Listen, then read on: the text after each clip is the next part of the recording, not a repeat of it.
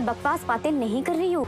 Day 1 से ईशान जो भी कुछ कर रहा है नौनिका का बोदी के लिए, ये मुझे बहुत अजीब लगता है, ये मुझे नॉर्मल नहीं लगता है। अगर ईशान किसी जवान लड़की के लिए ये सब कुछ करता समझ में आ जाता, लेकिन श्रेया प्लीज बस, श्रेया कुछ भी बोलने से पहले जरा भी सोचती नहीं है ना तुम। घर में छोटे बच्चे हैं, अगर उन्होंने सुन लिया तो घर के छोटे बच्चे के सामने ये सब कुछ हो रहा है। कोई भी इतना बच्चा नहीं है कि किसी को कुछ समझ में नहीं आएगा, और घर के बच्चों की इतनी फिक्र होती ना तो उनके सामने ये सब कुछ नहीं होना चाहिए था। श्रेया तुम मेरी बेइज्जती कर रही हो। नहीं बोदी, आप मुझे गलत समझ रही है। मुझे उसके सिलसिले में बाहर भी जाना पड़ सकता है। मैं ठीक हूँ माँ, बस थोड़ा सा फीवर ही है, वायरल फीवर है, उतर जाएगा, आप भी टेंशन मत कीजिए माँ। हेलो ईशान, आप ठीक से पहुंच गए ना? हाँ, हमारी मॉम की तबीयत कैसी है? शाम को तो बुखार कम हुआ था, लेकिन अब फिर से आ गया है बुखार, और ना उनके राइट हैंड से लेके चेस्ट तक पेन हो रहा है। उन्होंने बोला कि पहले से ही पेन था, लेकिन उन्होंने किसी को बताया नहीं। सारे टेस्ट होंगे, मैंने खुद डॉक्टर से बात की है। बहुत तेज बुखार है उन्हें, और इस हालत पे वो हॉस्पिटल गई है कुछ टेस्ट करवाने। तो मैं चलती हूँ। चल, मैं तुझे बस स्टॉप तक छोड़ देता हूँ, आजा। वक्त कैसे बदल जाता है ना न्योनिका। मतलब एक वक्त था जब हमें लगता था कि तुम दोनों से ज्यादा आइडियल कपल इस दुनिया में कोई नहीं है। हम सबको तुम्हारा एग्जाम्पल देते थे, और अब सब कुछ कितना खराब हो गया है। ठीक है,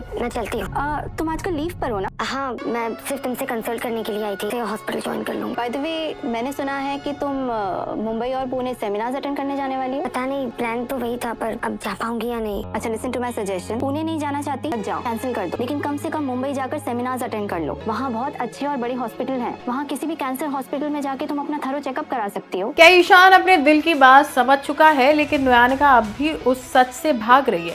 क्या ईना की एक चाल ने 2 जिंदगियों को उलझा दिया है? आखिर ईशान बार बार नुयानिका के पास क्यों खिंचा चला आता है?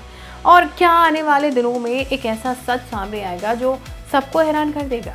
आज का एपिसोड दिल के जज्बातों और छुपे हुए एहसासों के बीच उलझा हुआ एक खूबसूरत दर्द भरा एहसास अपने साथ लेकर आया। सब कुछ शुरू होता है नुयानिका के एक गाने की सक्सेस से। जब मिनी सबको बताती है कि गाना नुयानिका ने लिखा था और ईशान ने गाया था, तब घर में मिक्स्ड रिएक्शन देखने को मिलते हैं। कुछ लोग उसकी तारीफ करते हैं तो कुछ लोग उसकी सक्सेस को लेकर सवाल खड़े करते हैं। लेकिन ईशान के लिए ये सिर्फ एक गाना नहीं है, इस गाने के साथ उसकी और नुयानिका की यादें जुड़ी हुई हैं। शायद इसी वजह से एयरपोर्ट जाने से पहले वो सीधा नुयानिका से मिलने पहुंच जाता है। नुयानिका उसे देखकर एकदम शॉक हो जाती है। ईशान की आंखों में फिक्र साफ नजर आ रही है। वो उसकी तबीयत देखकर परेशान हो जाता है और स्पेशलिस्ट से कंसल्ट करने की बात करता है।